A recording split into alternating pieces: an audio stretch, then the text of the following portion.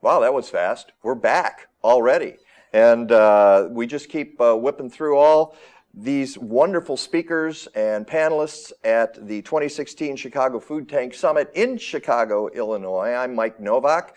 I'm your genial and sometimes confused host, but we're having a great time this morning, and I want to remind people that if they want to participate in the 2016 Chicago Food Tank Summit, you can go to foodtank.com and watch live streaming of the panels. It's in kind of a longer form. Here on Facebook, we're doing shorter interviews, and we want to thank Organic Valley for making that possible here on Facebook. Use the hashtag FoodTank, and you can ask questions, you can make comments. We hope you'll go to the various sites like the Food Tank Facebook page and give it a like while you're watching, or The Mike Novak Show, that's M-I-K-E-N-O-W-A-K,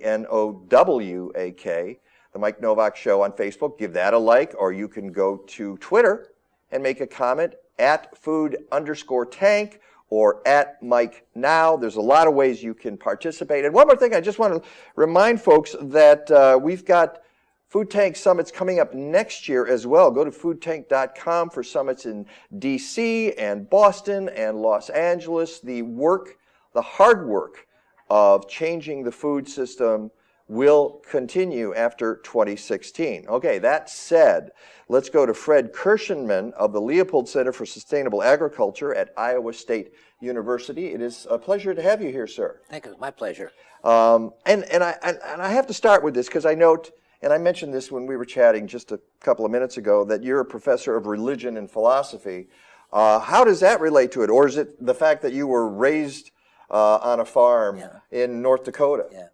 Well, it actually started with my father, because my father and mother started farming on our farm in North Dakota in 1930, right after they got married, and that was still in the heart of the Dust Bowl. Oh, yes. And my father somehow understood intuitively that the Dust Bowl wasn't just about the weather, which most of his neighbors thought. It was also about the way farmers farmed. And he became determined that that could never, ever happen to his land again. Mm-hmm. So he became a big advocate about taking care of land was more important than anything else. I can still see him in my mind's eye lecturing me when I was 5 years old with his finger stuck out at me, telling me how important it was more in taking care of land was more important than making money. It was more important than anything else. So I grew up with that sense of values, and he was also insistent that I get as much education as I could. So when I went off to college, I didn't know what I was going to major in. And then I started to hang out with some of the students who were majoring in philosophy and religion and found out that they were wrestling in a disciplined way exactly with the question I had. And that's how I got into philosophy and religion. And then so you can bring that to bear in any conversation, and especially about food systems, because there's a huge social justice component to that. And it's exactly all about values. What do we really value? And so much in our culture now, which, through the whole industrial society, our values have been on maximum efficient production for short-term economic return, and it's all about mine and now. And those are values which we were able to make that work as long as we had all of the cheap inputs, cheap energy and cheap fertilizers, etc. But those cheap inputs were depleting now, and they're not going to be there in the future. So we really have to think about a different set of values. And that's why the point that I made this morning was that the core of that right now is restoring the health of our soil, because that's the core resource that we have to produce our food in the future when we don't have all the cheap inputs. So that's a values issue. Well, I believe it was FDR who talked about how, and I don't have the exact quote, but a country that loses its soil loses its soul, or loses its, it was, and of course he watched it firsthand, and he implemented policies that restored some of that soil. Have we learned that lesson? Well, it's not a new idea. It was a point that Thomas Jefferson made. It was a point that President Roosevelt made. People throughout history have understood that soil is the core resource for all of us humans. But again, we've had this time, this 100 years or more now, when we've had all those cheap substitutes we were able to use, so we didn't pay any attention. And it's not only soil erosion. I mean, even places like Iowa now, a recent study just pointed out that Iowa lost 6 inches on average, 6 inches of its topsoil just since 1960. But it's not just the erosion, it's also the degradation of soil, because we haven't talked about or implemented any effort to restore the health of the soil, so we keep depleting its health. Then we have to use more and more of the inputs, and that era is coming to an end. So we're now going to position where we have to restore the health of soil if we're going to have a future for humans on the planet. Well, the health of soil takes us to something that I say on the show a lot, and Peggy Malecki, who is here in the room and is my co-host on the Mike Novak Show, and she publishes Natural Awakenings Chicago. I often say it's the biology, stupid, because it is. Yeah, it's like you cannot have healthy soil without biology, but for so long, as you know, some of the traditional methods were, well, all you need is nitrogen and phosphorus and potassium, and end of story, let's move on, but we weren't paying any attention to the biology. Right. Yeah, and until recently, even soil scientists were referring to soil as simply a material to hold a plant in place. Well, fortunately, they're not saying that anymore. No, thank goodness. And given the fact, I think to some extent at least, that the United Nations declared 2015 as the International Year of Soils, now you almost never see anybody in the literature talk about soil without talking about soil health.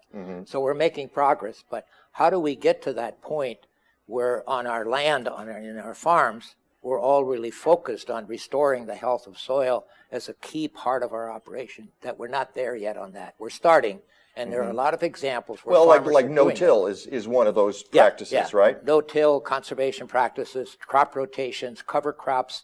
There's a lot of things that we're starting to do now, and fortunately, farmers are starting to realize from other farmers who have been doing cover crops for 8 or 10 years that it really has all of these benefits where they can reduce the inputs which they're using, which is saving them a lot of money.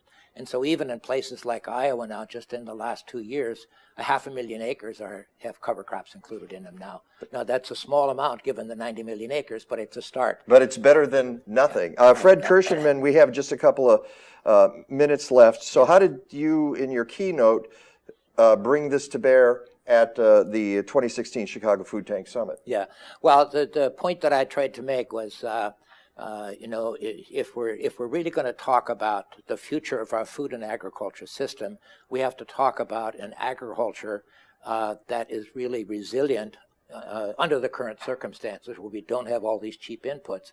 And the only way we can do that is to restore the biological health of soil.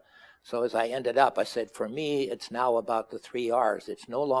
We can no longer just focus on maximum efficient production for short-term economic return. We have to look at regenerative production.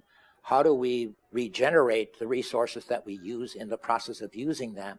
Resilient production, so especially with climate change, with more unstable climates and more severe weather events, farmers already are understanding that they can't just do these specialized monocultures anymore. They have to have more diverse systems because they're more resilient in those circumstances. And then the 3rd R is about relationships, because we can't just say to farmers, look, you all have to change now. We have to do this together. We have to change our markets. We have to change our support in our communities, et cetera. So that's the future. Fred Kirschenmann from the Leopold Center for Sustainable Agriculture at Iowa State University. What a pleasure meeting you. We could sit and talk soil forever. And remember, it's the biology, stupid. This is Mike Novak for the 2016 Food Tank Summit. You're watching us live on the Facebook stream. We've got more interviews coming up. Don't forget, #FoodTank, and you can participate. We'll see you in a few minutes.